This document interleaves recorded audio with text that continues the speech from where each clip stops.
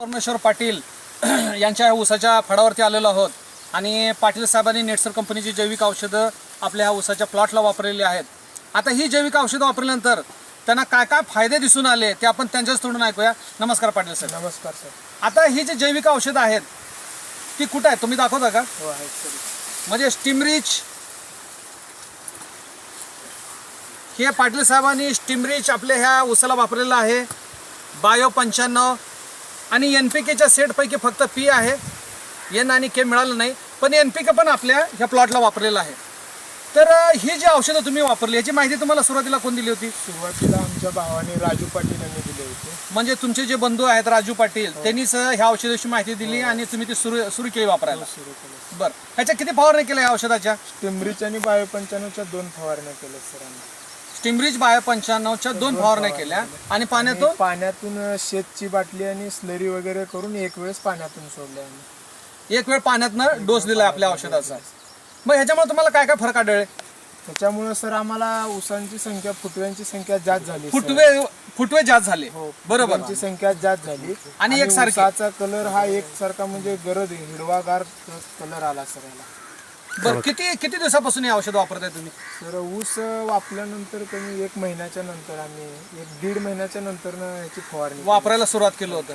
ऊसाची लागण कधीची? 1 नोव्हेंबर 2016 सर। 1 नोव्हेंबर 2016 आणि आज तारीख आहे 25 जुलै 2017। म्हणजे साधारण 9 महिन्याचा ऊस आहे आपला। 8.5 ते 9 महिन्याचा ऊस आहे सर सध्या आता। बरं, ही औषधाच्या 2 फवारण्या केल्या, एक वेळ पाण्यानं सोडलं तर तुम्हाला काय काय फरक आढळले? तेच सर, आता ऊसांची जाडी व्हायला लागली आणि लांबी जास्त आहे ऊसांची। हा, म्हणजे कांड्यामध्ये लांब आहे। बरं, कांड्यामध्ये लांब आहे संख्या आणि ऊसाची वाढ झपाट्यानं व्हायला लागली आता। ऊसाची वाढ पण तुम्हाला झपाट आता उंच आहे ऊस आपला। म्हणजे साधारण किती 11-12 फूट 11-12 फूट आहे, 12 फूट आहे, बरोबर आहे। आणि कांड्या सध्या किती आहे जरा मोजता का कांड्या? हा मोजू की सर। कांड्या जरा जवळ या बरं बघू।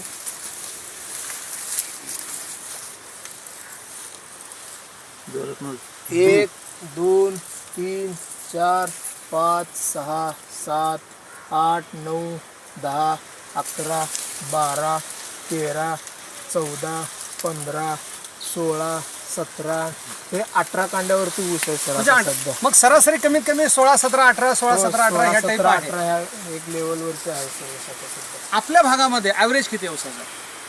साधारण सर 40-35-40 टन एकरी काढते, बरोबर आहे ना? म्हणजे लई चांगला ऊस आला तर 45।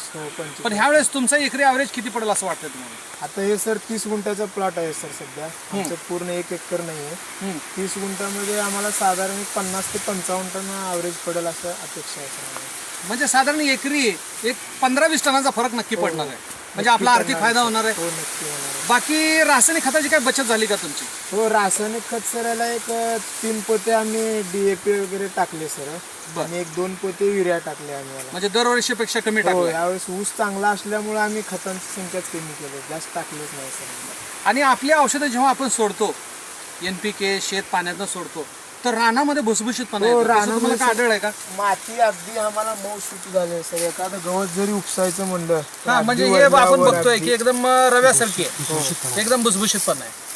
तर तुम्ही ह्याच्यावरती समाधान आहात? हो, समाधान आहे, कारण आपली औषधं सगळ्याच पिकावरती चालतात। हो। आता ह्याच्या पुढं दरवर्षी कोणतंही पीक असो जैविक औषधं वापरा, उत्पन्न वाढवा, बरोबर आहे? बाकी हे तुमचे वडील। नमस्कार पाटील साहेब। पाटील साहेब, ही औषधं आपण सुरुवातीपासून वापरताना एकदा शूटिंग केली होती, बरोबर आहे? आता त्याच्यानंतर आपण परत एकदा भेटतो। काय वाटतं तुम्हाला औषधाचा काय फरक वाटतो? औषधामुळे ऊसाचा जो कलर आहे कायमस्वरूपी टिकून आहे, बरोबर पडणे किंवा हे होणे काही झालेलं नाही। कारण ह्यावेळेस पाण्याची कमतरता झाली होती। अगोदर आपण ज्या टायमाला भेटलो होतो त्या टायमाला पाण्याची कमतरता होती, त्याच्यानंतर पाण्याची कमतरता नाही, बरोबर। कलर टिकून आहे, कलर आणि जाडी वाढत आहे, कांड्या पण लांबत आहेत।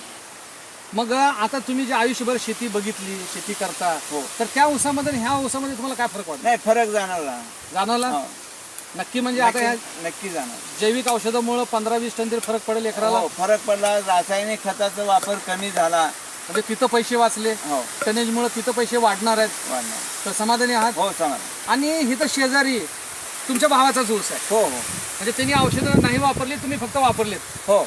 तर ह्याच्यामध्ये फरक दिसतोय आपल्याला।